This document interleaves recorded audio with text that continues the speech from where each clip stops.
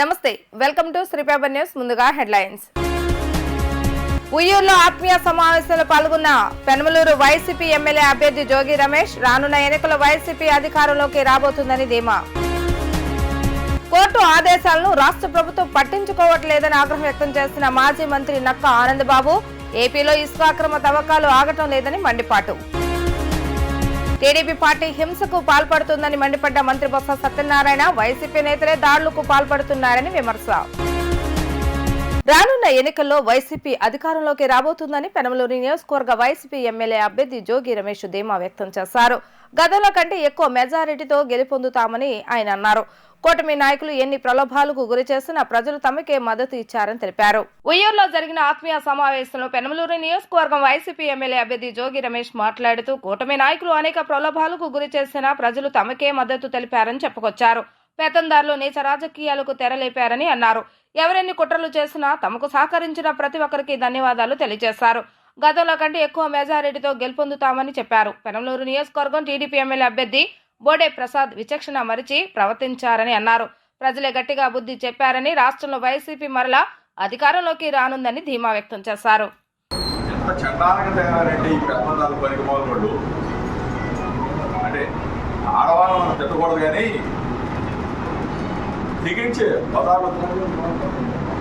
బట్టలు మార్చుకోవడాలు దరిద్రంగా తయారు. నాకు తెలిసి మన వాళ్ళని ఏదో పేదవాళ్ళని ఏదో అంటారు, కానీ అలాగా జనం ఏదైనా ఉన్నారంటే ఈ పెత్తందారులు జనమే. పెత్తందారులు రోడ్ల మీదకి వచ్చేసి బట్టలు మార్చుకోవడం పనిమాలోళ్ళు. ఒక పక్క ఒకసారి నైటీ, ఒక పక్క ఏమో పంజాబీ డ్రెస్, ఒక పక్క చీర. ఇంత పనికిమాలిన వాళ్ళ తయారై ఓట్లేసారు. అయినా సరే స్మృతి చెప్తాం. జూన్ 4న తప్పనిసరిగా దేవుడు ఆశీర్వాదం పడుతుంటే ప్రజల దేవుల్లోనే వీళ్ళకి ఏ విధంగా చెప్పాలో, ఏ విధంగా మనం సాయం చేయాలనేది ప్రజలే నిర్ణయిస్తారు. ఇంత దరిద్రంగా తయారైన సంస్కృతిని కూడా మన తెలుగు సంస్కృతి కూడా చెండాలు చేసిన ఈ పెత్తందారుల వ్యవస్థ. ఈరోజు అందరూ కష్టపడ్డారు. అందరూ కూడా ఎక్కడా కూడా పొరపాటు లేకుండా తమ శక్తి వంచన లేకుండా పనిచేశారు. అందరూ ప్రాణం పెట్టి పార్టీని నిలబెట్టిన ప్రతి ఒక్కరికి కూడా మనస్ఫూర్తిగా మీ అందరూ కూడా నమస్కారం చెప్తూ, ఇదే విధంగా మనం ఇట్లా ఏ విధంగా అయితే మన కుటుంబం చక్కగా కూర్చొని మాట్లాడుకుంటామో, ఏ సమస్య వచ్చినా పరిష్కారం చేసుకుని ముందుకెళ్ళే విధంగా రేపు రాబోయే రోజుల్లో కూడా అందరం కూడా తెలిసినట్టుగా ఉంటాం, బాధ్యతతో ఉందామని చెప్పేసి మీ అందరూ కూడా తెలుపుకుంటాం. మీ వాడిగా, మీ సోదరుడిగా, మీ కుటుంబ సభ్యుడిగా ఎప్పుడు కూడా మీ జోగి రమేష్ ఎప్పుడు ఇలానే ఉంటాడు, మీతో పాటే ఉంటాడు. ఏపీలో ఇసుక అక్రమ తవ్వకాలపై సుప్రీంకోర్టు ఆగ్రహం వ్యక్తం చేసిందని మాజీ మంత్రి నక్క ఆనందబాబు పేర్కొన్నారు. కోర్టు ఆదేశాలను పట్టించుకోకపోవడంపై ధర్మాసనం ఆగ్రహం వ్యక్తం చేస్తూ అక్రమ తవ్వకాలు నిలిపేసేందుకు ప్రత్యేక కమిటీలు ఏర్పాటుకు ఆదేశాలు జారీ చేసిందని తెలిపారు. ఇప్పటికీ ఏపీలో ఇసుక అక్రమ తవ్వకాలు ఆగటం లేదని ఆయన మండిపడ్డారు. టీడీపీ కేంద్ర కార్యాలయంలో నిర్వహించిన మీడియా సమావేశంలో మాజీ మంత్రి నక్క ఆనందబాబు మాట్లాడుతూ మార్చి 2023లో ఎన్జీటీ రాష్ట్రంలో ఇసుక అక్రమ తవ్వకాలు ఆపాలని ఆదేశాలు ఇచ్చిందని తెలిపారు. అయినా అక్రమ తవ్వకాలను అడ్డుకోలేదన్నారు. అక్రమ తవ్వకాలు జరగలేదంటూ రాష్ట్రంలో ఉన్న కలెక్టర్లు ఒక రకమైన నివేదికనిచ్చి కోర్టును మభ్యపెట్టారని ఆగ్రహాన్ని వ్యక్తం చేశారు. ఎటువంటి అనుమతులు లేకుండా యథేచ్ఛగా ఇసుకను తవ్వేశారని, సీఎం జగన్ కనుసన్నల్లో 40,000 కోట్ల ఇసుకను దోచేశారని ఆరోపించారు. డైరెక్టర్ మెయిన్స్ వెంకటరెడ్డి కీలక పాత్రధారిగా ఈ దోపిడీ జరిగిందని విరుచుకుపడ్డారు. నేషనల్ గ్రీన్ ట్రిబ్యునల్ ఆదేశాలు సుప్రీంకోర్టు అడిగితే కేసు ఫైల్ చేశామని చెబుతున్నారని, ఎవరి మీద కేసులు పెట్టారో అధికారులు చెప్పాలని డిమాండ్ చేశారు. రాష్ట్రంలో భారీ యంత్రాలతో అక్రమంగా ఇసుక తవ్వకాలు జరిగాయని రిపోర్ట్ ఇచ్చిందన్నారు. దీనిపై చర్యలు తీసుకోలేదని ఫైర్ అయ్యారు. ఇప్పుడు ప్రభుత్వం మారబోతుందని, అక్రమాలకు సహకరించిన అధికారులు మూల్యం చెల్లించుకోవాల్సిందేనన్నారు. వీళ్ళ పర్మిషన్లు అయిపోతే ఆ కోర్టు ఆర్డర్స్ ఇస్తే మొన్న మార్చి వరకు ఎటువంటి అనుమతులు, పర్యావరణ అనుమతులు కానీ ఇతరత్ర అనుమతులు కానీ ఎటువంటి అనుమతులు లేకుండా యథేచ్ఛగా అక్రమంగా ఇసుక తవ్వకాలు జరిపించారు. దీనికి ఏం సమాధానం చెప్తారు ఈ ప్రభుత్వం? మేము మొత్తుకుంటా ఉన్నాం. చంద్రబాబు నాయుడు గారు 2023లో 40,000 కోట్లు జగన్మోహన్ రెడ్డి కనుసన్నల్లో అక్రమ ఇసుక మైనింగ్ జరిగింది. ఈ రాష్ట్రంలో ఎవడెవడు కారకులు, ఏ డిపార్ట్మెంట్స్ ఏ విధంగా సహకరించినాయో డిఎంజీ వెంకటరెడ్డి వీటన్నిటికీ పాత్రధారిగా సూత్రధారిగా ఉండి ఏ విధంగా వేల కోట్లు కొల్లగొట్టి వీళ్ళకి సంపాదించి పెడతా ఉన్నాడో, ఇందులో మైనింగ్ ఫారెస్ట్ మినిస్టర్గా ఉన్నటువంటి పెద్దిరెడ్డి రామచంద్రారెడ్డి ఏ విధంగా దోపిడీ చేస్తూ ఉన్నాడో మొత్తం కూడా మేము సాక్ష్యాధారాలతో సహా గతంలోనే నిరూపణ చేశాం. ఎన్జిటి నేషనల్ గ్రీన్ ట్రిబ్యునల్ ఆదేశాలు లెక్క చేయలేదు, సుప్రీంకోర్టు అంటే లెక్కలేదు, అసలు వ్యవస్థలంటే లెక్కలేదు. వీళ్ళ ఇష్టానుసారం అక్రమంగా ఇసుక తవ్వకాలు సాగిస్తూనే ఉన్నారు యథేచ్ఛగా. నిన్న ఆర్డర్స్ ఇచ్చింది,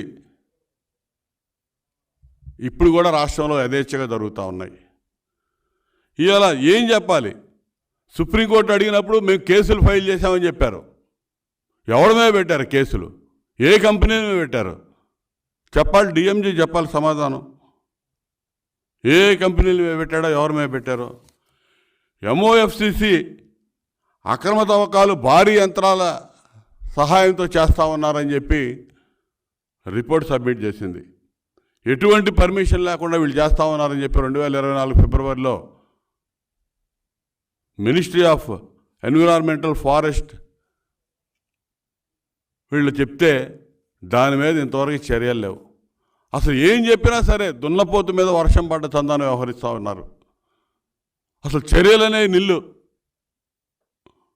అసలు దీనికి ఈరోజు సుప్రీంకోర్టు కూడా చెప్పిన దానికి అసలు ఏం చెప్తారో అర్థం కావట్లా. తెలుగుదేశం పార్టీ హింసకు పాల్పడుతుందని మంత్రి బొత్స సత్యనారాయణ మండిపడ్డారు. వైసీపీ నేతలే దాడులకు పాల్పడుతున్నారని, టీడీపీ అసత్య ప్రచారం చేస్తుందని విమర్శించారు. హింసకు వైసీపీ ఎప్పుడూ వ్యతిరేకమేనని, తమపై అనవసరంగా నిందలు వేయొద్దని అన్నారు. రాజకీయ లబ్ధి కోసం హింసను ప్రేరేపించవద్దని ఆయన పార్టీలు కోరుతున్నారని చెప్పారు. కక్షపూరిత చర్యలకు ప్రతిపక్ష పార్టీలు పాల్పడితే కఠిన చర్యలు తప్పవని హెచ్చరించారు. నారాయణ హరి అంటారు, అంటే వైద్యులు దేవునితో సమానమని. విద్యుద్ఘాతానికి గురై కుప్పకూలి ప్రాణాపాయ స్థితిలో ఉన్న బాలుని భుజాన వేసుకుని ఆసుపత్రికి పరిగెత్తుతున్న తల్లిదండ్రులకు ఆ డాక్టర్ అమ్మ దేవతలా ప్రత్యక్షమైంది. నేనున్నానని భరోసానిస్తూ రోడ్డుపైనే సిపిఆర్ చేసి చిన్నారికి ఊపిరిపోస్తుంది. ఈ నెల 5వ తేదీన విజయవాడలో జరిగిన ఈ ఘటన సామాజిక మాధ్యమాల్లో తెగ చక్కర్లు కొడుతుంది. విజయవాడ అయ్యప్పనగర్కు చెందిన 6 ఏళ్ల బాలుడు సాయి ఈ నెల 5వ తేదీన ఆడుకుంటుండగా ప్రమాదవశాత్తు విద్యుద్ఘాతానికి గురి అయ్యాడు. బుజ్జి కన్నా లేవరా అని తల్లిదండ్రులు ఎంత పిలిచినా ఉలుకు పలుకు లేదు. ఒక్కసారిగా వారి గుండె ఆగినంత పనైంది. తన్నుకొస్తున్న దుఃఖాన్ని దిగమింగుకొని జూన్ 4వ తారీఖు నాడు ఓట్లు లెక్కింపవద్ది. జూన్ 9వ తేదీ నాడు విశాఖపట్నంలో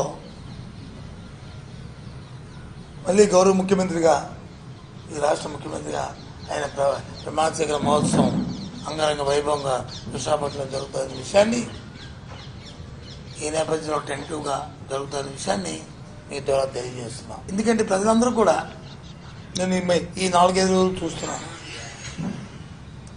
ఎక్కడికి వెళ్ళినా నవమకాలతో బాబు మళ్ళీ మా బాబు రావాలి, మళ్ళీ మాకు వచ్చి 1వ తారీఖు పెన్షన్ రావాలి, మళ్ళీ మా పిల్లల చదువులు భవిష్యత్తు బాగోవాలి, చదువులు బాగా ఉండాలి అనే మాట ఎక్కడికి వెళ్ళినా సరే వినిపిస్తుంది. అదే సహనం కోల్పోయిన తెలుగుదేశం పార్టీ ఆస్థానంతో ఎక్కడో చదువుల సంఘటనలు చేస్తూ భయప్రాంతం చేయడానికి, మేకపోతు గాంభీర్యాన్ని ప్రదర్శిస్తూ చేస్తూనే మనం చూస్తున్నాం. దానికంటే ఎక్కువగా ఇలాగ ఎప్పుడు చెప్తుంటారు జగన్మోహన్ రెడ్డి గారు, మా తండ్రి అడుగు 1 అడుగు వేస్తే నేను 2 అడుగులు ముందేస్తాను. ఈ అంశంలో కూడా 2 అడుగులు ముందేసి ప్రజలకు చేరువై ప్రజల ఉదయాల్లో గూడు పెట్టుకుని మా టార్గెట్ 175 ఉందో దాని దగ్గరలోనే విజయం రాబోతుంది.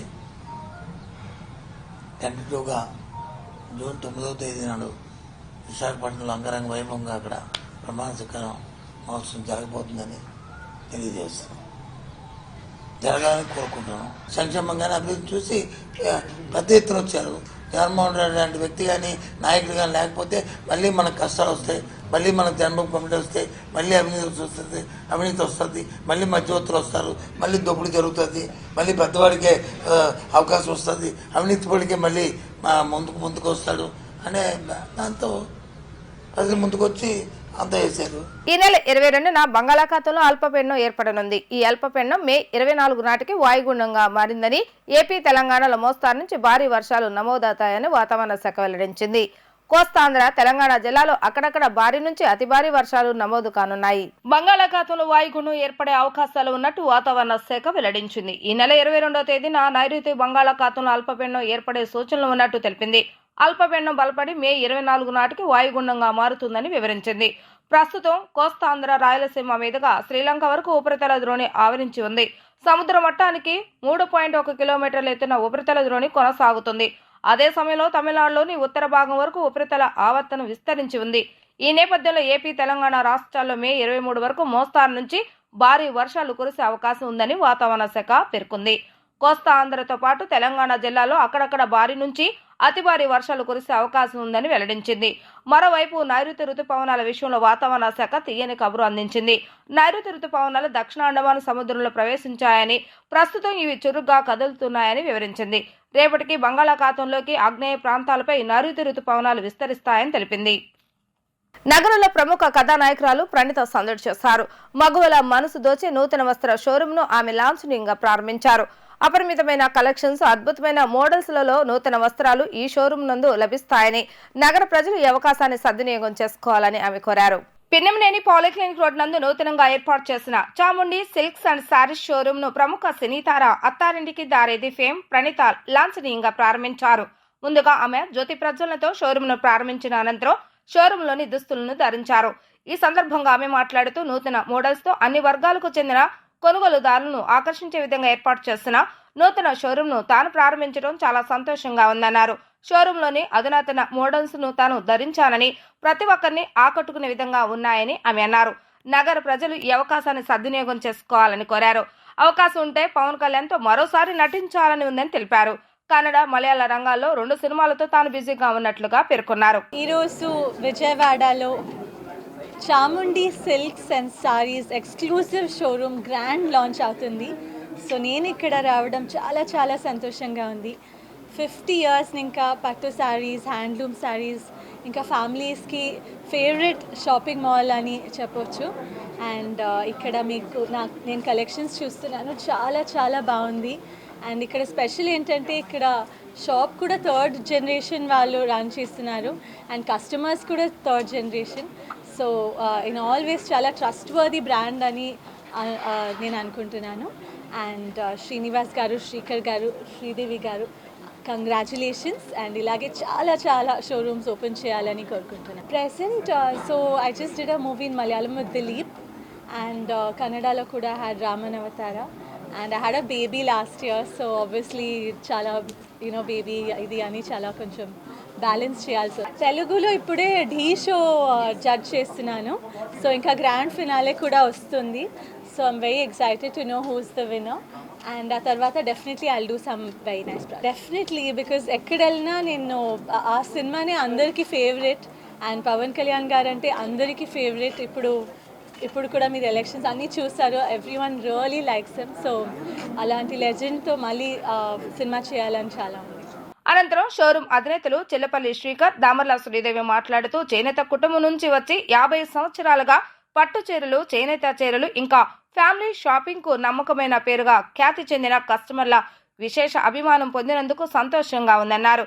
కొనుగోలుదారుల అభిరుచిని కనుగొన్న తమ సిఎన్ఆర్ గ్రూప్ ఇప్పుడు చాముండి సిల్క్స్ అండ్ శారీస్ పేరిట ఎక్స్క్లూజివ్ పట్టు చీరల షోరూమ్ ని విజయవాడ పాలిక్లినిక్ రోడ్ లో ప్రారంభించినట్లుగా తెలిపారు. వేలాది రకాల వెరైటీస్, స్పెషల్ కలెక్షన్స్ తో పాటు బెనారస్ చీరలు, కోటా చీరలు, పటోలా చీరలు, బెంగాల్ కాటన్ చీరలు, హ్యాండ్లూమ్ చీరలు మరియు సౌత్ కాటన్ చీరలు అపరిమితమైన కలెక్షన్స్, అద్భుతమైన మోడల్స్లలో లభిస్తాయని చెప్పారు. ప్రతి ఒక్కరూ తమ షోరూమ్ ను సందర్శించి నూతన వస్త్రాలను కొనుగోలు చేయాలని వారు ఆకాంక్షించారు. ఫాదర్ దగ్గర నుంచి 3 జనరేషన్స్ ఈ ఇండస్ట్రీలోనే ఉన్నారు. ఇప్పటి వరకు వాళ్ళ ఫ్యామిలీ బేస్ జరిగింది. The first time ever they introduced me to this group, CNR group, Chamundi gold and diamonds and Chamundi silks and saris. So I'm one of the directors and I'm very happy to be part of this group. And ఇది ఇంకా చాలా ముందుకు వెళ్ళాలని, చాలా shops open చేయాలని చాలా success అవ్వాలని కోరుకుంటున్నాను. మా కొలాబరేషన్లో ఇంకా చాలా వెంచర్స్ చేయాలని అనుకుంటున్నాను. Thank you. Silks and saris we have exclusive Kanchipattu, Banaras, all kinds, all exclusive saris ఇక్కడ మీకు దొరుకుతాయి.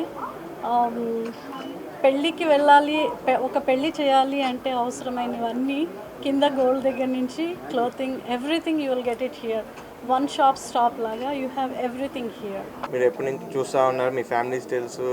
Now we're running it as a third generation store. నేను వచ్చిన తర్వాత లైక్ హైదరాబాద్లో చిల్లపల్లి వింటేజ్ స్టార్ట్ చేసాం. Then we came again to Chamundi Gold and Diamonds and Chamundi Silks and Sarees ఇప్పుడు open చేసాము. We are having wide range of sarees like Kanchipattu sarees, Banaras, Gadwal, everything one stop solution లాగా మీ అందరికీ available ఉంటుంది. ఇదంతా ఉరుములతో కూడిన వర్షం పడేటప్పుడు ప్రజలు అప్రమత్తంగా ఉండాలని వాతావరణ శాఖ అధికారులు తెలిపారు. పొలాల్లో పనిచేసే రైతులు, వ్యవసాయ కూలీలు, పశుగొర్రెల కాపర్లు చెట్ల కింద బహిరంగ ప్రదేశాల్లో ఉండరాదని సూచించారు.